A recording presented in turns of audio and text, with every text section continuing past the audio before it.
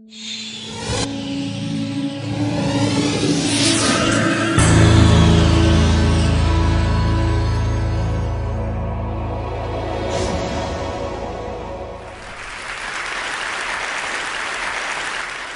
of my favorite parts about my job at the Gates Foundation is that I get to travel to the developing world, and I do that quite regularly.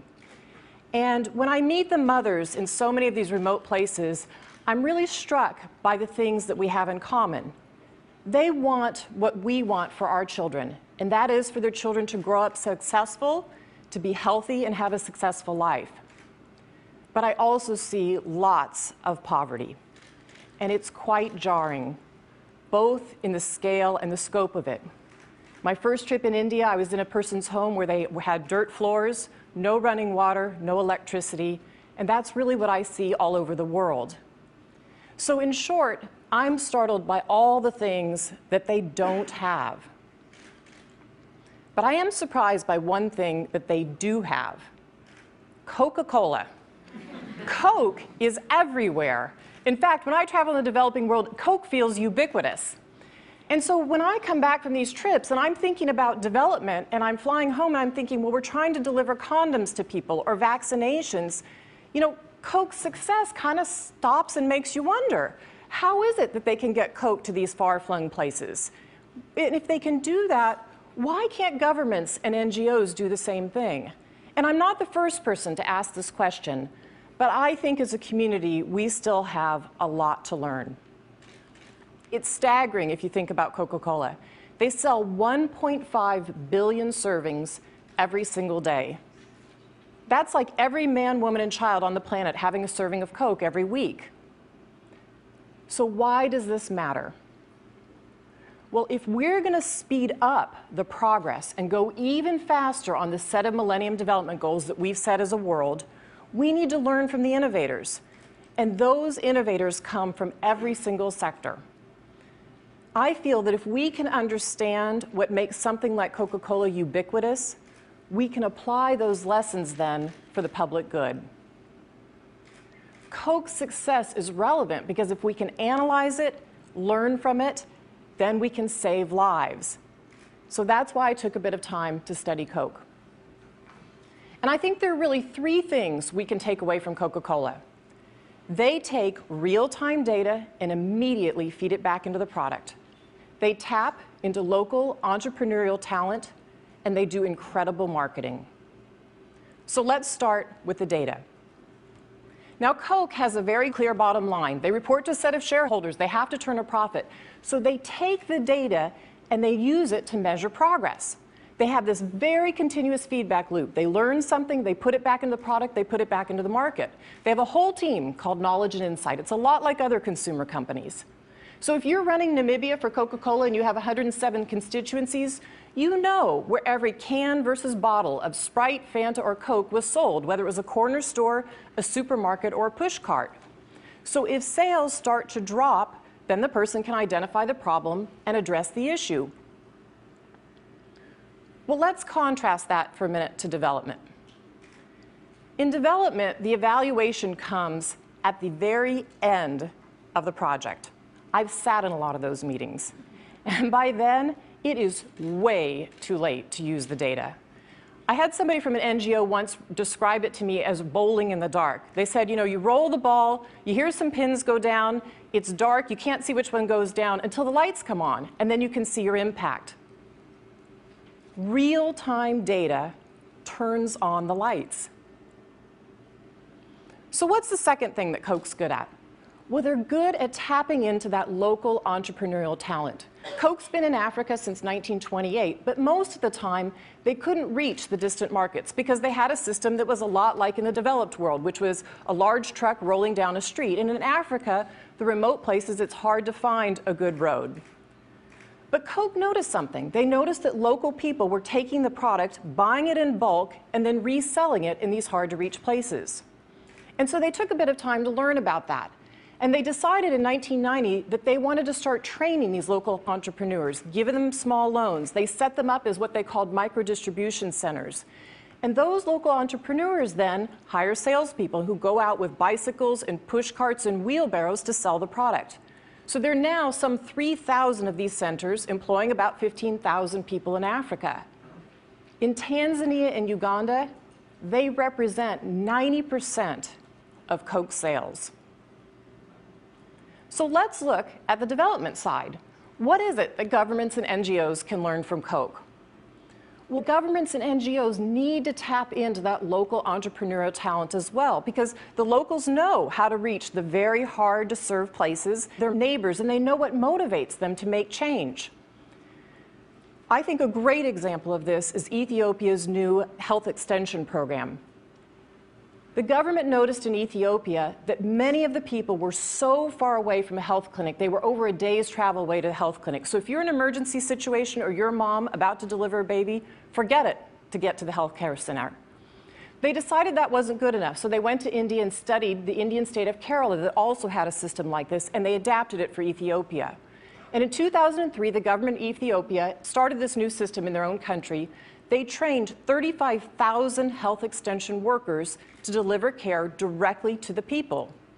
So in just 5 years, their ratio went from 1 worker for every 30,000 people to 1 worker for every 2,500 people.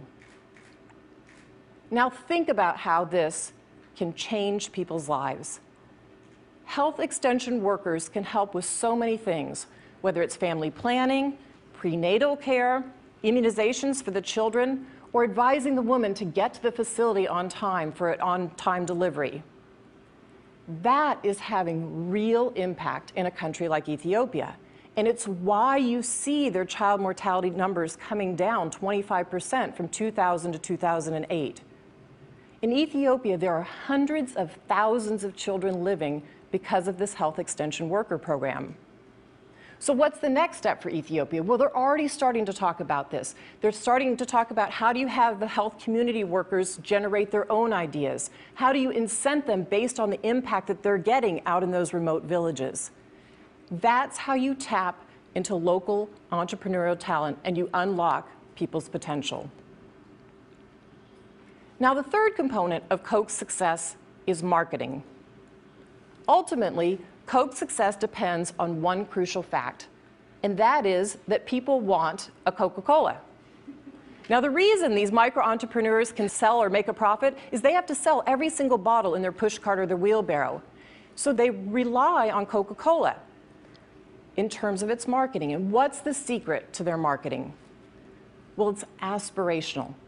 It associates that product with the kind of life that people want to live. So even though it's a global company, they take a very local approach. Coke's global campaign slogan is open happiness, but they localize it. And they don't just guess what makes people happy. They go to places like Latin America and they realize that happiness there is associated with family life.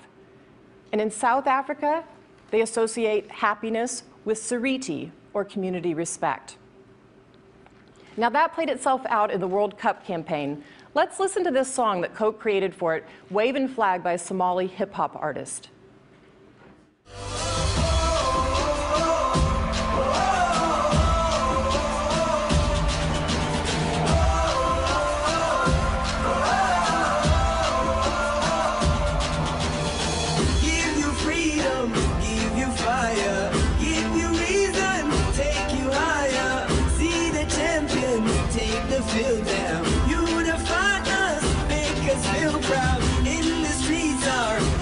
Lifting as we lose our inhibition. Celebration, it surrounds us. Every nation, all around us. It feels pretty good, right? Well, they didn't stop there. They localized it into 18 different languages, and it went #1 on the pop chart in 17 countries. It reminds me of a song that I remember from my childhood, I'd Like to Teach the World to Sing, that also went #1 on the pop charts. Both songs have something in common, that same appeal of celebration and unity. So how does health and development market? Well, it's based on avoidance, not aspirations. I'm sure you've heard some of these messages. Use a condom, don't get AIDS. Wash your hands, you might not get diarrhea. It doesn't sound anything like wave and flag to me. And I think we make a fundamental mistake. We make an assumption that we think that if people need something, we don't have to make them want that. And I think that's a mistake.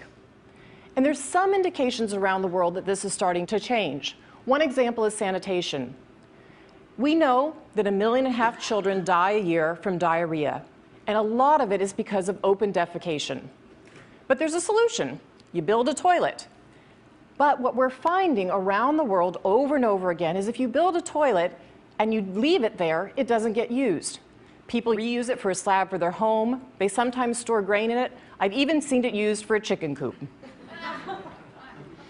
But what does marketing really entail that would make a sanitation solution get a result in diarrhea? Well, you work with the community. You start to talk to them about why open defecation is something that shouldn't be done in the village, and they agree to that. But then you take the toilet and you position it as a modern, trendy convenience. One state in northern India has gone so far as to link toilets to courtship. And it works. Look at these headlines.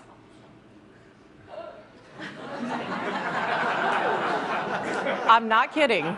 Women are refusing to marry men without toilets. No loo, no I do.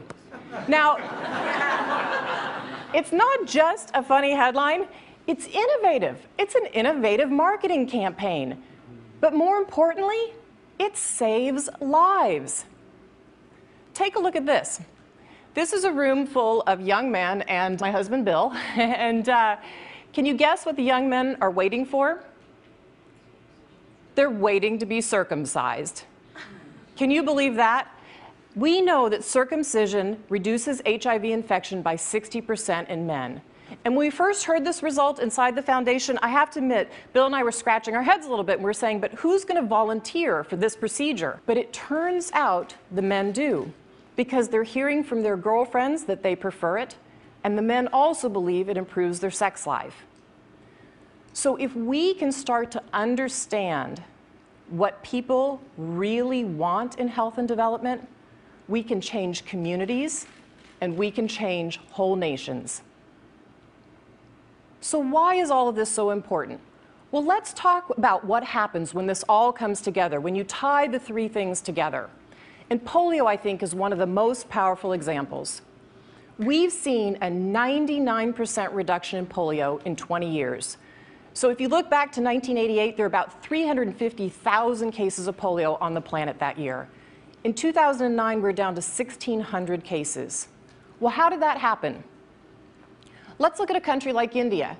They have over 1 billion people in this country. But they have 35,000 local doctors who report paralysis and clinicians, a huge reporting system, and chemists.